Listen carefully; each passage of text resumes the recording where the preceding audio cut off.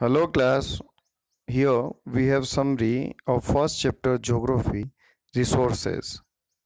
See, resources, what resources are? Anything that can be used to satisfy a need is a resource. So the thing which can satisfy our need is resource. Water, electricity, rickshawala, vegetable and textbooks have something in common. What they have common? See, they all have been used by you, so they have utility. What they have common? They all have utility. Utility or usability is what make an object or substance a resource. So a utility or usability is important. How does something becomes a resource? Things become resource only when they have a value. It is a use or utility gives it a value. Okay, all resource have some values. Now see the type of resources. So here now we will discuss about the resources, their types.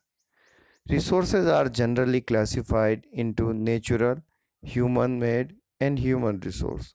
So here we can say we can classify resources in three categories, and these categories are natural, human made and human resource. We will discuss one by one. So first, natural resource. See, resource that are drawn from nature and used without much modification are called natural resources. Means these resources, natural resources, are used without modification or not so much of modification. They are used as they are uh, in nature or they are provided by nature. So natural resources are important. Then see, the air we breathe, the water in our rivers or lake, the soil minerals, our natural resources. Means air which we breathe, we doesn't modify that. So in some sense water is also. So these are natural resources. Then natural resources can be broadly categorized into renewable and non-renewable resource. So these are the two categories of natural resources. Firstly, we will discuss about renewable resources. So see, renewable resources are those which get renewed quickly, and some of these are unlimited and not affected by the human activities such as solar and wind energy. Means they renewed quickly, and they have, some of them have unlimited stock, so they are renewable resources. Yet careless use of certain renewable resources like water, soil, forest can be affected their stock. So we have to use these natural resources carefully. And then see non-renewable resources.